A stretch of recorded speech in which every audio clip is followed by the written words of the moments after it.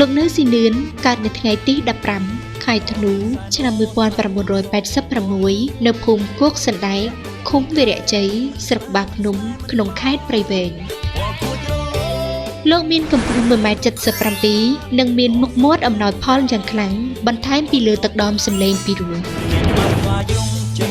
លោកមានឪពុកឈ្មោះនួនធឿនអាយុ58ឆ្នាំជាអតីតគណៈឃុំនៅស្រុកឈើកាច់បាភ្នំនិងមានម្ដាយឈ្មោះអ៊ុនប៉ុងអាយុ61ឆ្នាំជាកសិករនិងជាមេផ្ទះ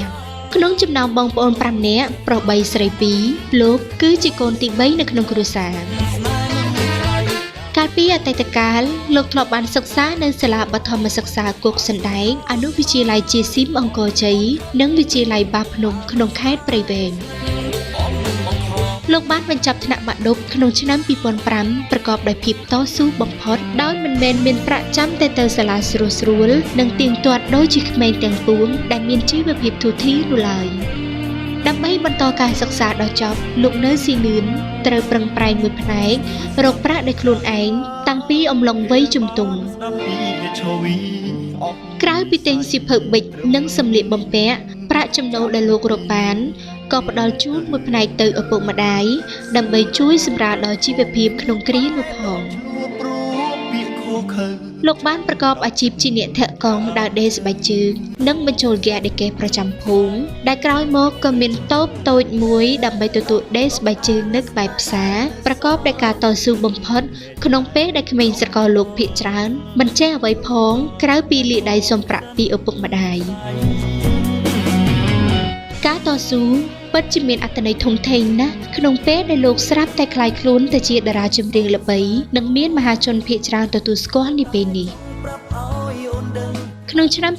2006លោកត្រូវបានឪពុកមាបង្កើតយកទៅរស់នៅក្រុងប៉ោយប៉ែតនៃខេត្តបន្ទាយមានជ័យក្នុងបំណងចង់ឲ្យមើលខុសត្រូវវង់ភ្លេងនិងដើម្បីជួយឲ្យមានការងារសមរម្យក្រោយពីចប់បាក់ឌុបអញ្ចឹងហើយទើបលោកមិនមានឱកាសបន្តការសិក្សានៅមហាវិទ្យាល័យដូចក្មេងទូទៅដែលមើលឃើញថាការងារនេះមានផ្នែកជាច្រើនត្រូវនៅចំណូលចិត្តខ្លួនលោកនៅស៊ីនឿនក៏សុខចិត្តបោះបង់ទឹកដីកំណើតហើយចេញទៅរស់នៅប៉ោយប៉ែតដើម្បីស៊ីប្រាក់ខែឪពុកមាតាំងពីពេលនោះមកការងារនៅពេលនោះគ្រាន់តែមាននីតិជាអ្នករៀបចំនិងគ្រប់គ្រងវង់ភ្លេងតន្ត្រីតាមរោងការតែប៉ុណ្ណោះប៉ុន្តែដោយសារតែលោកមានទឹកដមសម្លេងពីរោះក៏បានវិវត្តខ្លួនคล้ายទៅជាតារាចម្រៀងប្រចាំនៅក្នុងវង់អរកេសនោះចាប់តាំងពីចុងឆ្នាំ2006មកតែម្ដងលោកពោលថាពីដំបូងលោកគ្រាន់តែជាអ្នកមើលខុសត្រូវលើវង់ភ្លេងឲ្យឪពុកមាប៉ុណ្ណោះប៉ុន្តែដោយលោកអាចច្រៀងបានឪពុកមាក៏ឲ្យលោកធ្វើជាអ្នកចម្រៀងប្រចាំវង់តន្ត្រីហើយមានការងារជាអ្នកចម្រៀងអាហ្វែតាំងពីពេលនោះតែម្ដងជំហាននេះហើយដែលរុញឲ្យលោកសម្រេចចិត្តឡើងមកកាន់ទីក្រុងភ្នំពេញមួយតង់ទៀតដើម្បីដាក់ពាក្យប្រឡងនៅក្នុងកម្មវិធីយុវតារាស្រាសាច់ដុំកាលពីឆ្នាំ2007រហូតទទួលបានចំណាត់ថ្នាក់លេខ1លោកបានថតរឿងលើកដំបូងក្រោមចំណងជើងថាដឹងទេថាខ្ញុំរងចាំអ្នកប្រចាំស្ថានីយ៍ទូរទស្សន៍បាយ័នក្នុងឆ្នាំ2007ដោយបានសម្ដែងជាមួយនឹងកញ្ញាកុលដាវីដែលនាំឲ្យផ្ទុះនូវព័ត៌មានចចាមអារម្មណ៍យ៉ាងខ្លាំងនៅលើទំព័រសារព័ត៌មានដែលកាន់តែជួយឲ្យលោកទទួលបាននូវការចាប់អារម្មណ៍ពិសេសក្រោយពីលោកមានឱកាសចេញនៅបទចម្រៀងថ្មីៗជាច្រើននាពេលចុងក្រោយបើទោះជាសន្ទុះប្រជាប្រិយភាពសន្ធិដ្ឋនៅក្រោមលោកព្រាបសុវត្ថិនិងតារាចម្រៀងរៀនច្បងរួមទ្រនំជាមួយប៉ុន្តែទីផ្សាររបស់លោកត្រូវគេកត់សម្គាល់ឃើញថាស្ទុះឡើងកូដដាច់ឆ្ងាយពីអតីតកាលនាពេលកន្លងមកលោកធ្លាប់មានបំណងចង់បើកនៅភូមិជ្រាឋានមួយកន្លែងប្រសិនបើមានសមត្ថភាពប៉ុន្តែកាលពីថ្ងៃទី7ខែមីនាក្នុងឆ្នាំ2014មុននេះលោកបែរជាបើកសម្ពោធហាងកាត់ដេរមួយកន្លែងដែលមានយីហោឈ្មោះនៅស៊ីនឿនកាត់ដេរ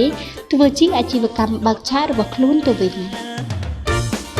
នេះគឺជាជោគជ័យដ៏ធំធេងណាស់ដែលអតីតអ្នកដេរស្បែកជើងនិងបញ្ចូលហ្គាដេកេសមួយរូបប្រចាំនៅក្នុងភូមិគោកសណ្ដែកខេត្តព្រៃវែងបានក្លាយទៅជាម្ចាស់អាជីវកម្មធំដុំមួយបន្ថែមពីលើកេរ្តិ៍ឈ្មោះនៅក្នុងពិភពសិល្បៈ